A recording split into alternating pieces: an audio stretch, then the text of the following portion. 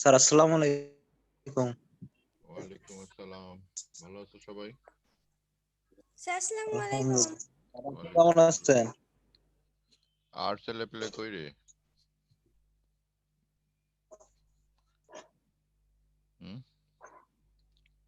কি জানি স্যার আজকে কি হয়েছে? গতদিনে আমরা এই সমীকরণটা তৈরি করা শিখছিলাম না, মনে আছে? এখনই লিংক দিলেন। হ্যাঁ, জি স্যার। গতদিনে আমরা এই সমীকরণটা তৈরি করা শিখছিলাম কোনো এক সময়, মনে আছে? তাহলে সমীকরণটা লিখে রাখো।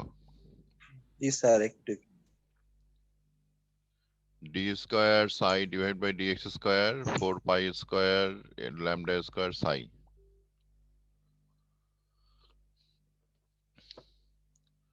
এবং এখানে আমরা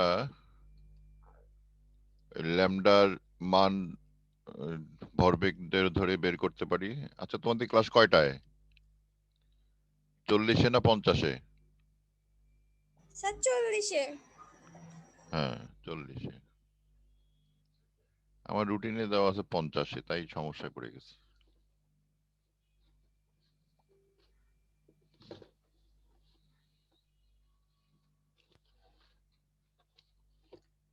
লিখছো সবাই সমীকরণটা?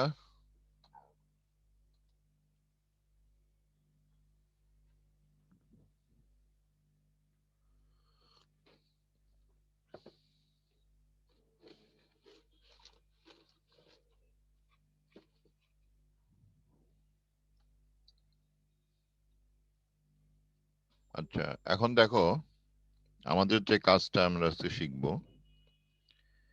এই সমীকরণটা তৈরি করতে হয় আমাদের শ্রোডিঞ্জার সমীকরণ তৈরি করার জন্য।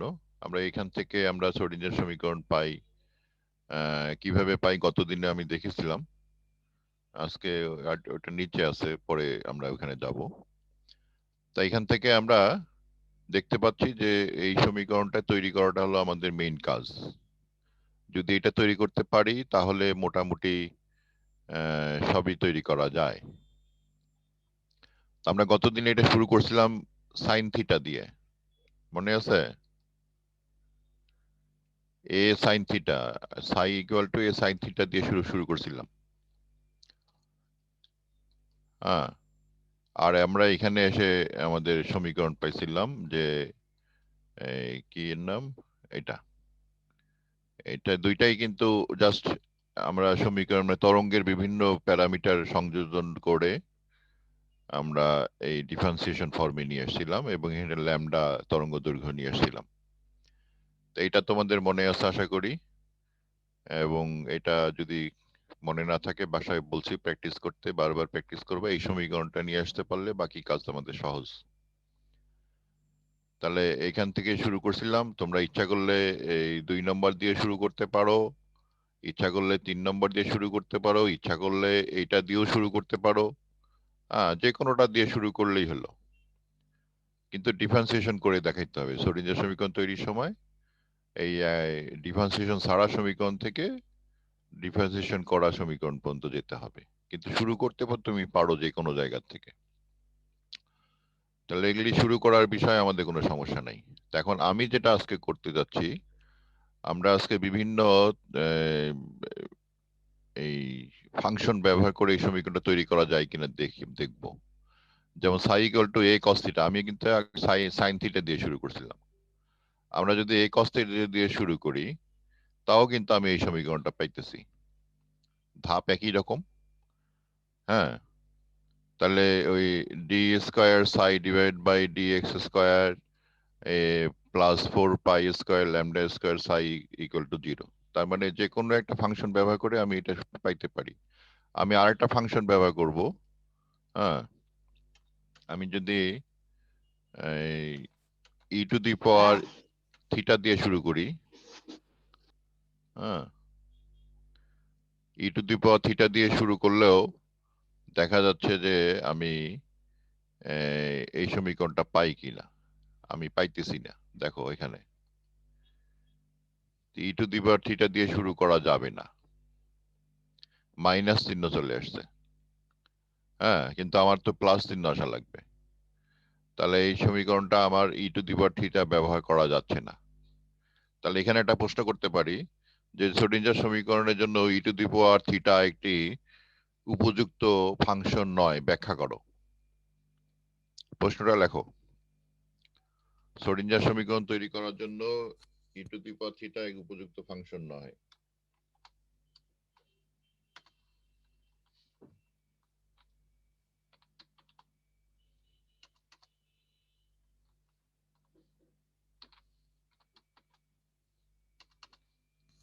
লিখছো সবাই?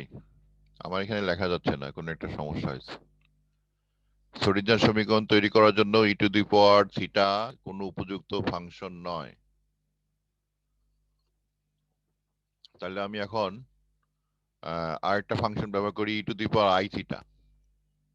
একটা কাল্পনিক রাশি নিয়ে আসা হলো, হ্যাঁ, জটিল সংখ্যা। এইটা ব্যবহার করে শ্রোডিঞ্জার সমীকরণ তৈরি করা যাচ্ছে, দেখো। তাহলে e to the power i theta একটা গ্রহণযোগ্য ফাংশন।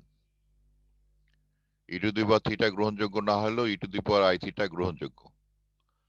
আবার e to the power minus i theta যদি আমি ব্যবহার করি, তাও কিন্তু আমি শ্রোডিঞ্জার সমীকরণ তৈরি করতে পারতেছি, এই যে এখানে।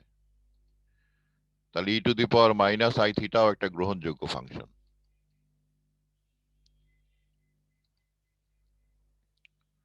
হ্যাঁ, e to the power minus i theta দিয়েও আমি শ্রোডিঞ্জার সমীকরণ তৈরি করতে পারি। তাহলে আমাদের গ্রহণযোগ্য ফাংশন কি পাইলাম?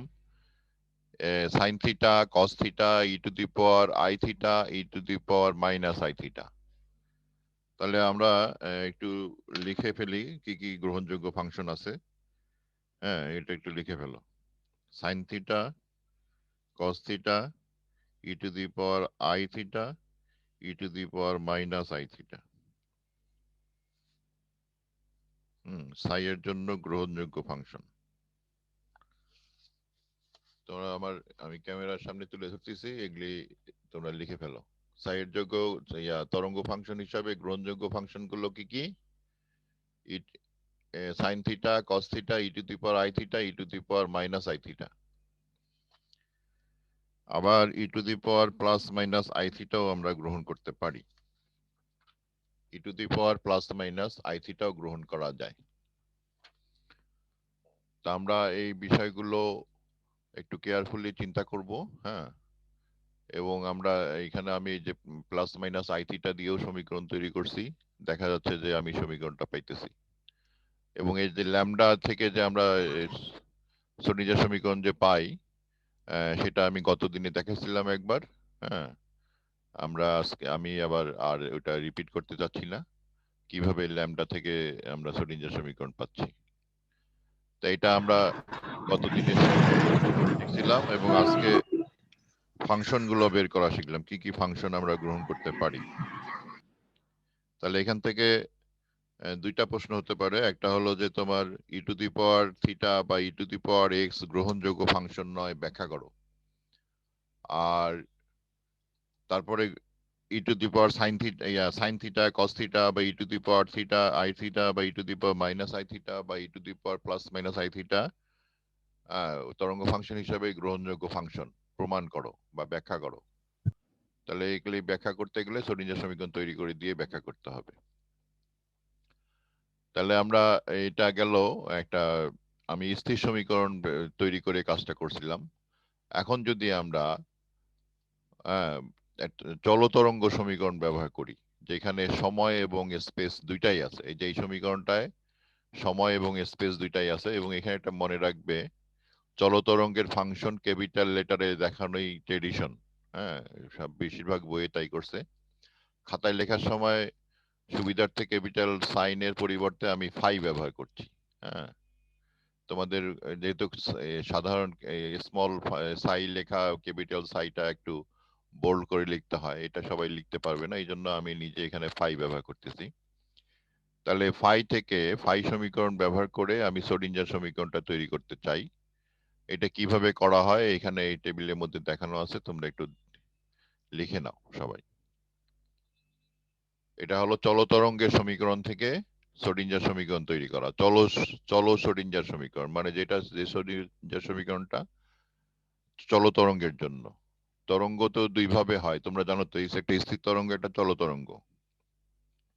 এটা তোমরা জানো? তরঙ্গ অন্যান্য অনেক শ্রেণীবিভাগ আছে, তার মধ্যে আমাদের আরেকটা শ্রেণীবিভাগ আমরা চিন্তা করব, যেটা আমাদের সবসময় লাগে। একটা হলো স্থির তরঙ্গ আর একটা চল তরঙ্গ। লিখে রাখো, তরঙ্গ স্থির আর চল তরঙ্গ। তো আমি এতক্ষণ ধরে যে সমীকরণটা তৈরি করছি, এই যে থিটা ফাংশন ধরে করছিলাম কাজটা, থিটা চলক ধরে, থিটাতে থিটা কোণের চলক, এবং ওর মধ্যে সময় এবং স্থান দুইটাই আছে। আর এখন যে সমীকরণটা আমরা তৈরি করতেছি, সময় স্থান, মানে ওটাতে আমি স্থির তরঙ্গ তৈরি করছিলাম, যেহেতু স্থানের উপর নির্ভরশীল তরঙ্গ।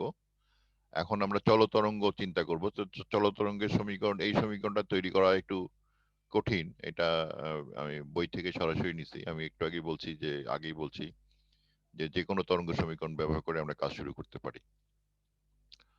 তো এখানে চল তরঙ্গের সমীকরণ ব্যবহার করে, চল তরঙ্গের ফাংশন এখানে আছে ফাই ব্যবহার করে আমি এই সমীকরণটা তৈরি করছি ই টু দি পাওয়ার ফাংশন নিয়ে। এবং ই টু দি পাওয়ার ফাংশন যে গ্রহণ করা যায়, আমি একটু আগে সব দেখাইছি।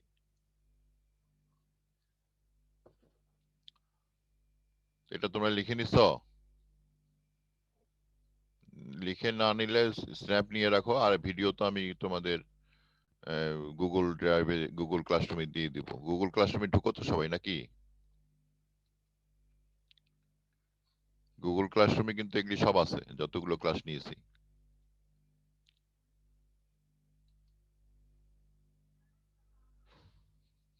তাহলে সময় নির্ভর শ্রোডিঞ্জার সমীকরণ আমরা তৈরি করলাম। তাহলে সময় নির্ভর সমীকরণ, তারপরে স্থির সমীকরণ, 1 ডাইমেনশনাল, 2 ডাইমেনশনাল, 3 ডাইমেনশন করা আমি গতদিন শিখাইছি। আজকে আমরা এই নতুন একটা ধাপে যাব, সেটা হলো চল তরঙ্গ থেকে স্থির তরঙ্গ তৈরি করা যায় কি করে সমীকরণকে। চল তরঙ্গের একটা সমীকরণ নিয়ে আমি সেটা স্থির তরঙ্গে রূপান্তর করতে চাই। সাধারণ চল তরঙ্গ সমীকরণ থেকে স্থির তরঙ্গ সমীকরণ বা শ্রোডিঞ্জার সমীকরণ তৈরি করা। তাহলে তোমরা ম্যাক্সওয়েলের সমীকরণ জানো, তো ইলেকট্রোম্যাগনেটিক ওয়েভের জন্য, যে এটা হলো ম্যাক্সওয়েল সমীকরণ। এখানে del square, Laplacian operator, phi, আমি একটু আগে বলছি ফাই হলো চল তরঙ্গের ফাংশন। এই ফাই কে ব্যবহার করে আমি কাজ করতেছি। এখানে তোমরা দেখতে পাচ্ছ, এবং এখানে এই সরাসরি আমি এই সি এর জায়গায়, সি হলো আলোর বেগ, সি এর জায়গায় নিউ ল্যামডা বসাইছি, স্কয়ার করে দিছি। তো ডি ব্রগলির সম্পর্ক থেকে আমি এই সম্পর্কগুলো করব। তা আমি সেই কাজটা শুরু করতে চাচ্ছি এইখান থেকে। এখানে কোনটা কি বলে দেওয়া হয়েছে এগুলি আমরা আবার দেখব, বারবার দেখব, যেহেতু আমাদের এই অধ্যায়ে এগুলি বিষয় আছে, বারবার আছে, কয়েকবার আছে। তো এখানে একটু এই লাইনটা বুঝতে পারছো, এটা আমি একটা ম্যাক্সওয়েলের সমীকরণটা গ্রহণ করেছি প্রথম লাইনে, যে সমীকরণটা আছে। এখানে লাপ্লাসিয়ান অপারেটর চেনো তো সবাই?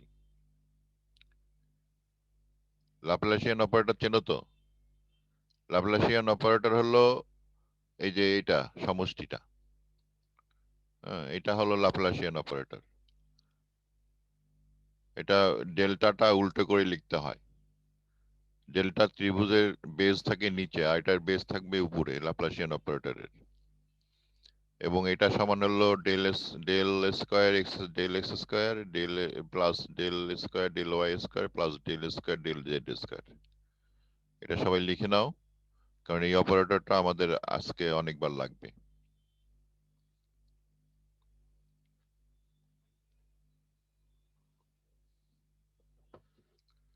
তাই ল্যাপ্লাসিয়ান অপারেটর ব্যবহার করে আমি কাজ করতেছি। এখন দেখো, চলক পৃথকীকরণ, এটা তোমাদের খাতায় একটু বোল্ড করে লেখো। চলক পৃথকীকরণ, চলক পৃথকীকরণ শব্দটা ভালো করে লেখো। ইংরেজি হলো ভেরিয়েবল সেপারেশন। এটা একটা নতুন টেকনিক তোমাদের ব্যবহার করতে হবে এখন, এবং এখন থেকে শুরু হবে এই অধ্যায়ে এবং পরের অধ্যায়ে, যতদিন ধরে আমি ক্লাস নিব, তার 50% চলবে এই চলক পৃথিবীকরণের কাজ। এই জন্য এটা বারবার আমরা ব্যবহার করব, কিন্তু এরপরে আর বলা হবে না এটা চলক পৃথিবীকরণ করা হচ্ছে। ভেরিয়েবল সেপারেশন, এখানে যে সমীকরণটা আমরা লিখছি, আমি লিখছি, সেখানে ভেরিয়েবল কি কি আছে বলো তো একজন? এখানে কি কি চলক আছে এই সমীকরণের মধ্যে? ম্যাক্সওয়েলের যে সমীকরণটার নাম হয়েছে, এই সমীকরণের মধ্যে কি কি চলক আছে? দ্রুত বলো, কি কি চলক? টি আছে। হ্যাঁ, টি আছে। আচ্ছা, টি। আর চারটা চলক আছে, একটা হলো এক্স ওয়াই জেড আর একটা টি। জি, ও নিষ্কার দাও স্যার।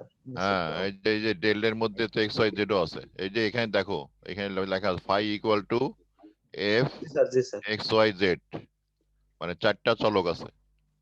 এই চারটা চলকের মধ্যে আমি এখন যেটা করবো, যেমন স্থির তরঙ্গ যখন বলা হচ্ছে, স্থির তরঙ্গ বললে বুঝবে যে সময় নাই, শুধু স্থান আছে। এটা লিখে ফেলো, স্থির তরঙ্গের পাশে লেখো সময় নাই, শুধু স্থান আছে। স্থান বলতে এক্স ওয়াই জেড তিনটা থাকতে পারে, অথবা আর থিটা ফাই থাকতে পারে, আমরা আস্তে আস্তে দেখব। সময় নাই, সোজা করে স্থির তরঙ্গের মধ্যে কোনো সময় চলক থাকবে না। লিখছ? লিখলে বলে দিও যে লিখছি স্যার। স্থির তরঙ্গে সময় চলক থাকবে না, এই কথাটা লেখো।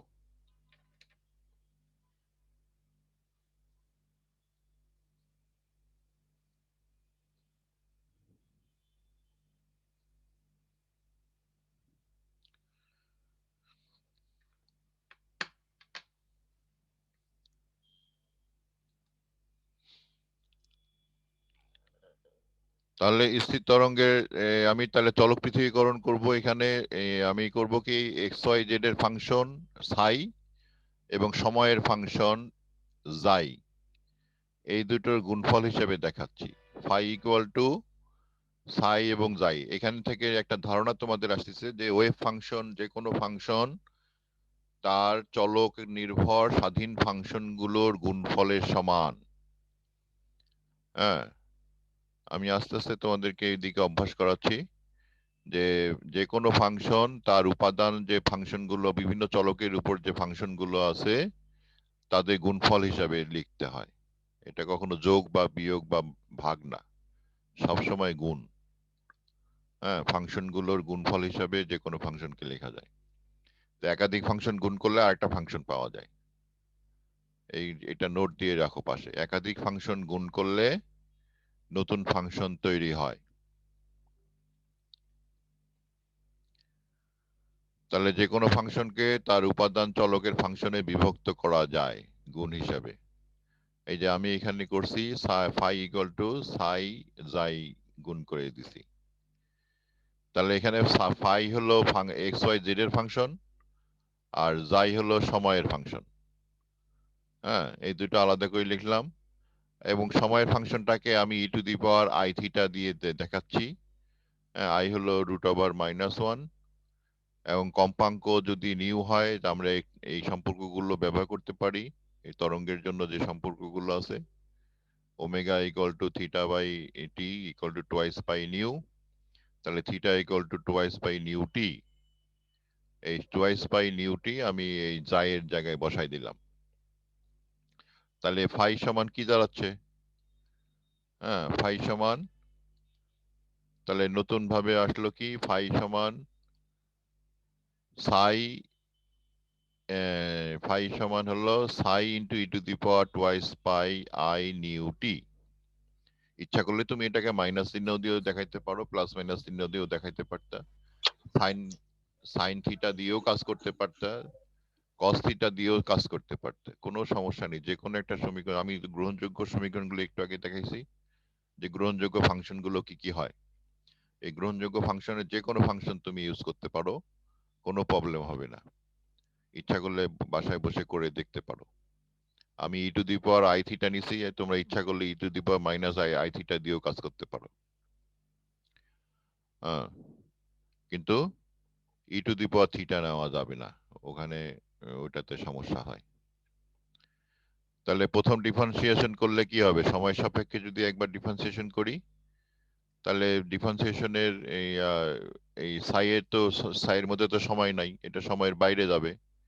আর e to the power twice pi i nu t, এটা ওই উপরে যেহেতু এটা টি নয়, এটা সামনে চলে যাবে টি বাদে, টুয়াইস পাই আই নিউ, আর ফাংশন যেটা আছে ওইটাই থেকে যাবে। আর দ্বিতীয় ডিফারেন্সিয়েশন করলে কি হবে, এটাকে আবার ডিফারেন্সিয়েশন করো, দ্বিতীয় ডিফারেন্সিয়েশন করলে হবে সাই, তো সাই থাকলেই সাই যেহেতু সময়ের উপর নির্ভর করছে না, আর টুয়াইস পাই আই নিউ তো একবার আসছে, আবার টুয়াইস পাই আই নিউ আসলো ওই এটা থেকে, আবার ই টু দি পাওয়ার যেটা ছিল ওটা থেকেই গেল। এগুলি ডিফারেন্সিয়েশন তোমরা জানো এবং অনার্সের গণিতে তোমরা করছো। তো এই ডিফারেন্সিয়েশন করে আমি যে ফলাফলটা পেলাম সেটা হলো আই স্কোয়ার আসছে, আই স্কোয়ারের জন্য মাইনাস চিহ্ন আসছে, আর 4 pi square nu square psi e to the power twice pi i nu t. তাহলে টুয়াইস পাই আই নিউ তো আমার যাই, আমি যাই হিসাবে লিখলাম। তার তরঙ্গ সমীকরণে এই মানগুলো বসাই দিলে আমরা পাচ্ছি এই পাশ থেকে পাশে twice pi i nu T common চলে আসছে, এবং এই টুয়াইস পাই আই নিউ দিয়ে ভাগ করলে আমি এই সমীকরণ পেয়ে গেলাম। দেখো ওই উপরের সমীকরণে এই মানটা বসাই দিলাম। এই পর্যন্ত বুঝতে কারো সমস্যা হলো? তরঙ্গ সমীকরণ আনার জন্য আমার যেটা করতে হয় যে ল্যামডা নিয়ে আসতে হয়, এই যে এই সমীকরণটা আনতে হয়। আমি এই সমীকরণটা নিয়ে আসলাম, তাহলে কি করলাম, সময়ের সমীকরণ ভেরিয়েবল করে আমি এই শ্রোডিঞ্জার মানে ল্যামডা হিসাবে সমীকরণ নিয়ে আসলাম। হ্যাঁ, এই যে এর একটু আগেই দেখাইছি, গত ক্লাসেও দেখাইছি, আজকেও বলতেছি যে আমার 4 pi square by lambda square আসলেই আমি এটাকে শ্রোডিঞ্জার সমীকরণে রূপান্তর করতে পারি সহজে। তো এই পর্যন্ত আনাটাই হলো আমাদের কাজ, এই পর্যন্ত আনতে পারলে বাকি কাজ খুব সহজা। তো বাকি কাজ কি, এই বাকি কাজ হলো ডি ব্রগলি দ্বৈততার সূত্র ব্যবহার করে আমরা পি ল্যামডা স্কোয়ারের জায়গায় পি স্কোয়ার বসাই দিলাম, আর পি স্কোয়ারের জায়গায় হলো হাফ এম ভি স্কোয়ার করে আমরা সূত্র বসাই দিয়া এই যে টোটাল এনার্জি বিয়োগ পোটেনশিয়াল এনার্জি মানে মোট শক্তি বিয়োগ স্থিতিক শক্তি, এই মান বসাই দিলে আমার শ্রোডিঞ্জার সমীকরণ তৈরি হয়ে গেল। শ্রোডিঞ্জার সমীকরণ তৈরি হয়ে গেল এবং এখানে আমরা শ্রোডিঞ্জার সমীকরণ পেয়ে গেলাম। এটা হলো স্থির অবস্থার জন্য শ্রোডিঞ্জার সমীকরণ। এই কাজটা করলাম কি দিয়ে শুরু করছিলাম, শুরু করছিলাম আজকে হলো তোমার একটা চল তরঙ্গের সমীকরণ দিয়ে, যেটা প্রতিষ্ঠিত চল তরঙ্গের সমীকরণ। এটা হলো ম্যাক্সওয়েলের সমীকরণ। ম্যাক্সওয়েলের সমীকরণ ব্যবহার করে আমি খুব সহজে ভেরিয়েবল সেপারেশন করে চলক পৃথকীকরণ করে শ্রোডিঞ্জার সমীকরণ তৈরি করা হলো। তাই এখানে যদি আপনারা যদি এই প্রশ্নটার উত্তর চাই তাহলে আমরা প্রশ্ন করব একটি চলতরঙ্গের সমীকরণ থেকে শুরু করে স্থির তরঙ্গের সমীকরণ প্রতিষ্ঠা করো। প্রশ্নটা লেখো, চলতরঙ্গের সমীকরণ থেকে শুরু করে স্থির তরঙ্গের সমীকরণ প্রতিষ্ঠা করো, বা স্থির তরঙ্গের জন্য শ্রোডিঞ্জার সমীকরণ প্রতিষ্ঠা করো।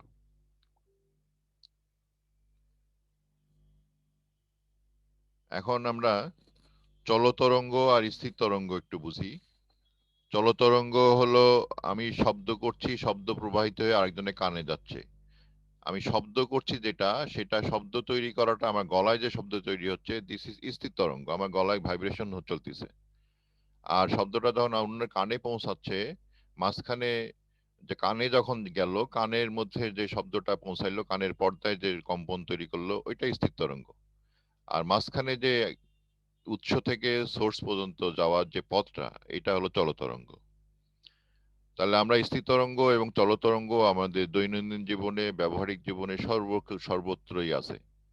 গিটারে যখন মিউজিক তৈরি করি, স্ট্রিং বাজানো হয়, স্ট্রিং যখন ভাইব্রেট করা হয়, ওই গিটারের টানা তারের মধ্যে স্থির তরঙ্গ তৈরি হয়। আর সেটা স্থির তরঙ্গ থেকে মানে প্রবাহিত তরঙ্গটা তৈরি হলো, এই প্রবাহিত তরঙ্গ শব্দ হিসাবে আমাদের কানে সাড়া সৃষ্টি করে। তাহলে আমরা স্থির তরঙ্গ ব্যবহার করে চলতরঙ্গ তৈরি করি, আবার চলতরঙ্গ ব্যবহার করে স্থির তরঙ্গ তৈরি করি। আমাদের কাজেই দুইটার মধ্যেই সীমাবদ্ধ থাকে। চলতরঙ্গ, স্থির তরঙ্গ। স্থির তরঙ্গের মধ্যে শক্তি দিয়ে আমরা স্থির তরঙ্গ থেকে চলতরঙ্গ তৈরি করব, চলতরঙ্গ দিয়ে শক্তি প্রবাহিত হবে, শক্তি প্রবাহিত হয়ে আর একটা জায়গায় যে এসে তার কাজ সৃষ্টি করবে, কাজ ফলাফল দেখাবে। তাহলে স্থির তরঙ্গ, চলতরঙ্গ, এবং এই স্থির তরঙ্গ চলতরঙ্গ মানে আমাদের মাত্রা হিসাবে একমাত্রিক, দ্বিমাত্রিক, ত্রিমাত্রিক, চতুর্মাত্রিক। স্থির তরঙ্গ ত্রিমাত্রিক, চলতরঙ্গ চতুর্মাত্রিক। হ্যাঁ, এটা একটু লিখে রাখো। স্থির তরঙ্গ হলো একমাত্রিক, দ্বিমাত্রিক, ত্রিমাত্রিক হতে পারে, আর চলতরঙ্গ দ্বিমাত্রিক, ত্রিমাত্রিক, চতুর্মাত্রিক হতে পারে। মানে চলতরঙ্গের মাত্রা একটা বেশি, সময় সংযুক্ত হয়ে মাত্রা তৈরি হবে, কিন্তু স্থানাঙ্ক আমার থাকবেই, স্থানাঙ্ক যাবে না। তার মানে স্থান চলক সবসময় সব চলতরঙ্গের মধ্যেও আছে, স্থির তরঙ্গের মধ্যেও আছে। আর সময়ের চলক শুধুমাত্র চলতরঙ্গে আছে, স্থির তরঙ্গে নাই। এ পর্যন্ত বুঝতে কারো সমস্যা হয়েছে?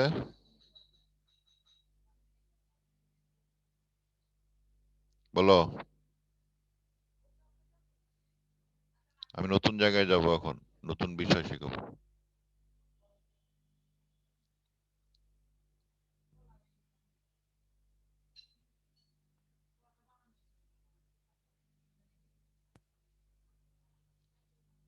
ছাত্ররা কথা বলো।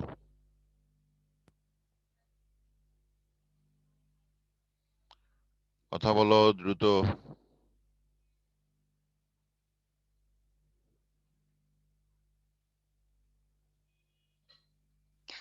স্যার মোটামুটি বুঝছি। বুঝছো? তাহলে তরঙ্গ বুঝছো। এখন দেখো এই জায়গাটা দেখো, 3 ডাইমেনশনাল কোঅর্ডিনেটস, যে ত্রিমাত্রিক স্থানাঙ্ক।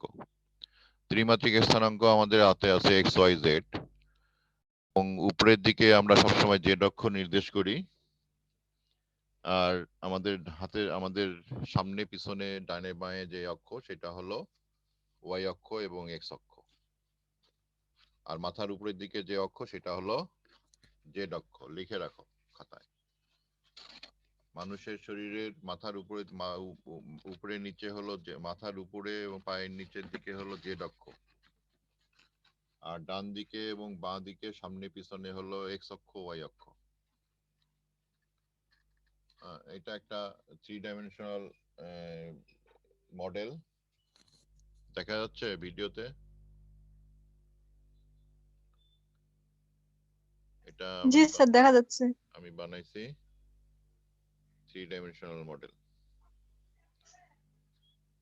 তাই 3 ডাইমেনশনাল মডেল তোমাদের এই যে বাক্স, এটা 3 ডাইমেনশনাল। এই যে বল, এটা 3 ডাইমেনশনাল।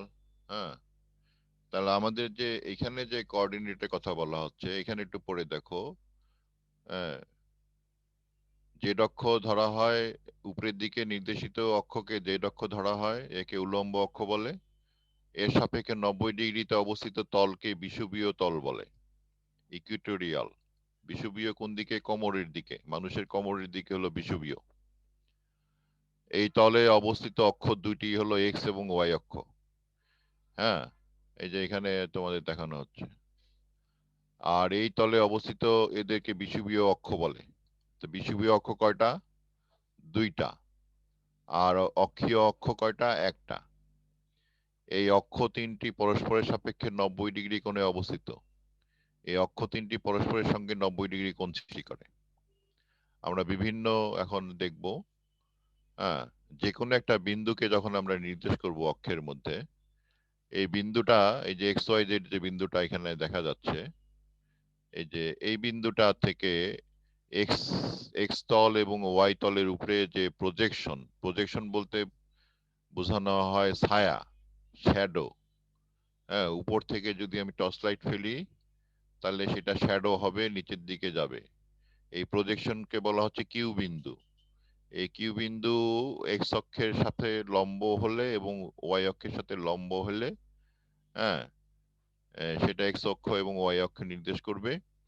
এই কিউ বিন্দুর সাথে মূল বিন্দু যে দূরত্বে যে রেখাটা আছে, এই রেখাটা এক্স অক্ষের সাথে যে কোণ সৃষ্টি করে তাকে বলা হয় ফাই কোণ। আর এই বিন্দু থেকে মূল বিন্দুতে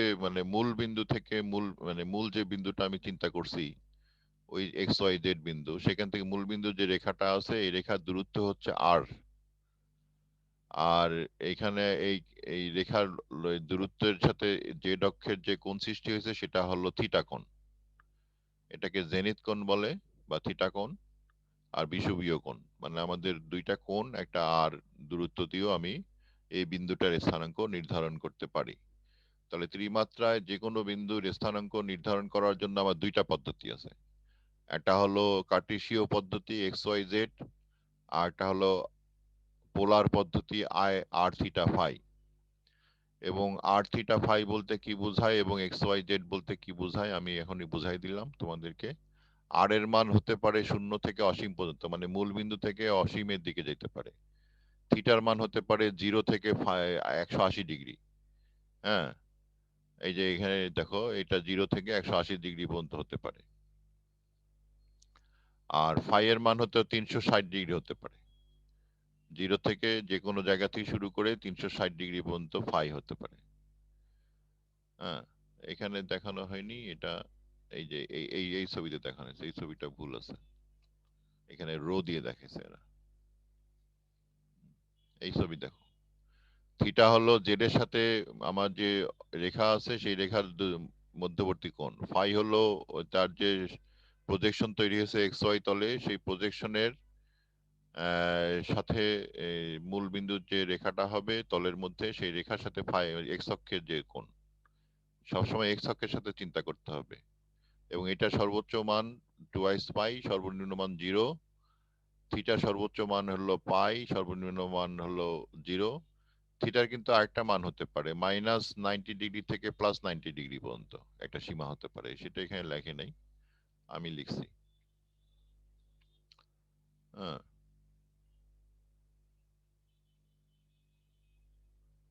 তাহলে এইখানে যে বিন্দুগুলো আমি দেখাইলাম, স্ট্যান্ডার্ড নিয়ম হচ্ছে এক্স অক্ষটা ডান দিকে দেখানো, ওয়াই অক্ষটা সামনের দিকে দেখানো।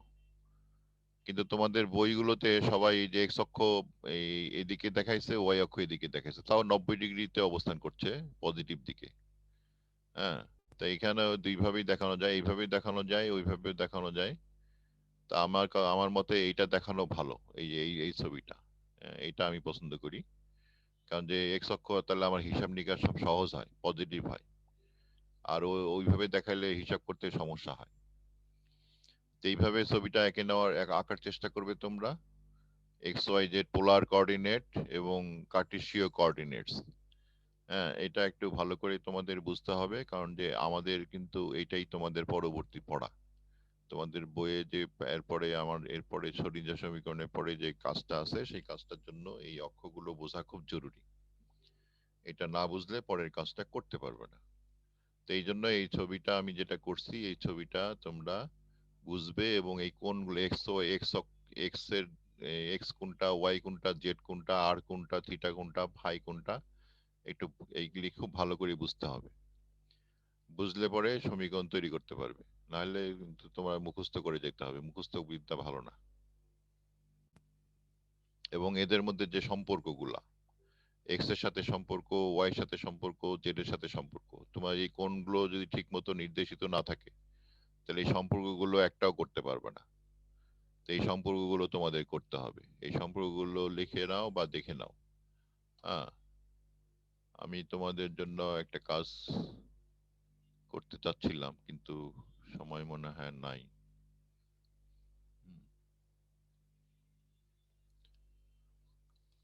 সময় তো দেখি না।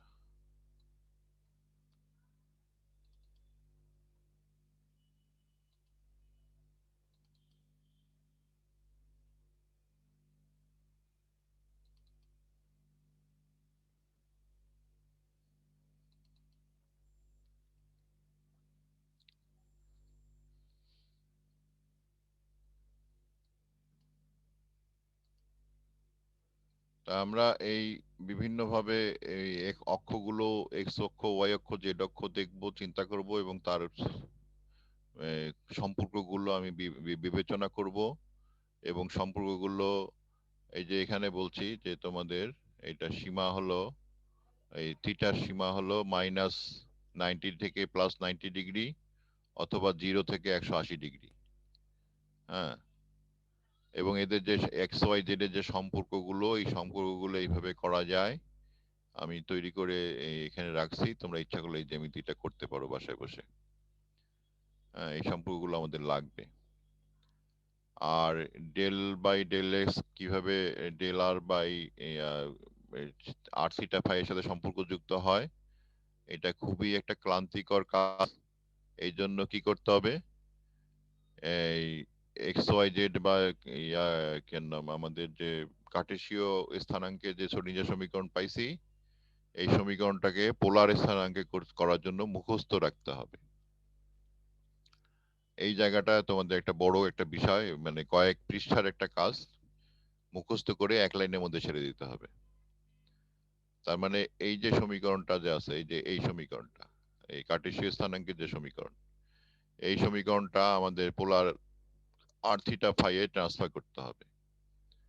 হ্যাঁ, কার্টেসীয় স্থানাঙ্কের যে শ্রোডিঞ্জার সমীকরণ আমি যেটা তৈরি করলাম একটু আগে, আমরা তৈরি করা শিখছি, সেটা কিভাবে পোলার স্থানাঙ্কে ট্রান্সফার হয়, এই কাজটা অনেক টেডিয়াস একটা কাজ, খুব জটিল, মানে ক্লান্তিকর কাজ। এই ক্লান্তিকর কাজটাকে তোমরা মুখস্থ এইটা থেকে সরাসরি এটা লিখবে। শ্রোডিঞ্জার সমীকরণ এটা থেকে, এটা হলো মূল রূপ। এই ডেলের মানটা এরকম বিভিন্ন রকম হতে পারে। এই তিনটা সমীকরণ তোমরা লিখে রাখো।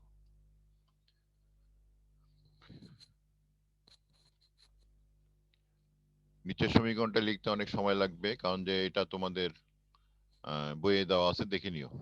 হ্যাঁ, অনেক অনেক খুঁটিনাটি বিষয় আছে। এই খুঁটিনাটি বিষয় ভালো করে লেখার অভ্যাস করতে হবে, কারণ এটা ভুল হলে আমাদের হিসাব নিকাশ ভুল হয়ে যাবে। এই সমীকরণটা ভুল করা যাবে না। এই সমীকরণটা তো এতদিনে মুখস্থ হয়ে যাওয়ার কথা তোমাদের, এটা। আর এটা তোমাদের নতুন সমীকরণ। আমরা কার্টেসীয় স্থানাঙ্ক থেকে কিভাবে পোলার স্থানাঙ্কে যাচ্ছি। হ্যাঁ, এটা তোমাদের নতুন সমীকরণ। এটা তোমাদের শিখতে হবে এবং এটা লেখার অভ্যাস করতে হবে বারবার। এটা বারবার লেখার অভ্যাস করতে হবে, কারণ এই সমীকরণটা আমাদের ভবিষ্যতে কাজে লাগবে, মানে নেক্সট ক্লাসেই কাজে লাগবে। এই সমীকরণটা লেখো বা ছবি তুলে নাও। মোবাইলে যারা আছো তারা মোবাইলের ইয়া কেন স্ক্রিনশট নিয়ে নাও। যারা ল্যাপটপে আছো তারা কিবোর্ডে চাপ দিয়ে স্ক্রিনশট নিয়ে নাও, আর পরে এটা লিখে ফেলবে। সমীকরণটা খাতায় লিখে আমার কাছে মেইল করবে। মেইল অ্যাড্রেস জানো তো আমার? তোমাদের জন্য গুগল ক্লাসরুমে মেইল অ্যাড্রেসে দিয়ে ওটা মেইল করে দিবে। তোমাদের হোমওয়ার্ক হচ্ছে শ্রোডিঞ্জারের পোলার কোঅর্ডিনেটে শ্রোডিঞ্জার সমীকরণটি লিখো। পোলার স্থানাঙ্কে শ্রোডিঞ্জার সমীকরণটি লিখো। হ্যাঁ, এটা লিখে ছবি তুলে শেয়ারের মাধ্যমে আমার মেইলে পাঠাই দিবা। আমি কিন্তু গত ক্লাসে কাজও তোমাদের পাই নাই, কিন্তু প্রধানমন্ত্রীর নতুন ঘোষণা অনুযায়ী ক্লাসের উপস্থিতি তোমাদের রেজাল্টের জন্য কাউন্ট করতে বলা হয়েছে।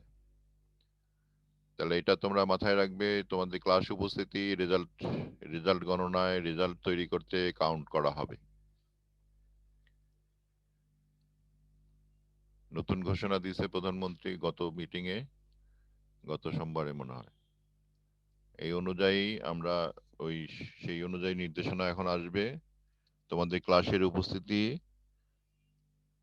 রেজাল্ট তোমাদের সামগ্রিক ফলাফল ঘোষণায় কাজে লাগানো হবে। আগে ছিল 5 নম্বর, এখন দেখো তোমাদের পুরাটাই হয়তো দেখা যাবে ক্লাসের উপস্থিতির মধ্যে দিয়ে যাবে।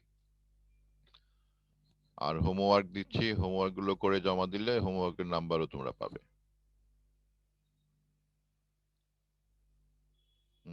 এবং এগুলি তো প্রমাণ থেকে যাচ্ছে। হোমওয়ার্ক দিলে হোমওয়ার্কে প্রমাণ থাকবে। আমি যেটা দিলাম